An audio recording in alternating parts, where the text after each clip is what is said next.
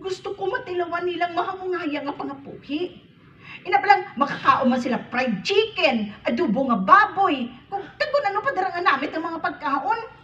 Kag gusto ko, maka-experience man na sila balas ang birthday nga may cake, may spaghetti, may salad, may litson, may ice cream. May mga butang nga wala tanaan yan. Gusto ko na matilawan tanan sa duha ka bata. Kag ina, tani, ang ipasulog mo sa ulo mo, ka mga puro pangimon nga wala pulos. Mo ah. Day, palangga, pigit ka, day. Palangga, pigit ka. Palangga taman ka, kagkabalo ko nga palangga mo ko.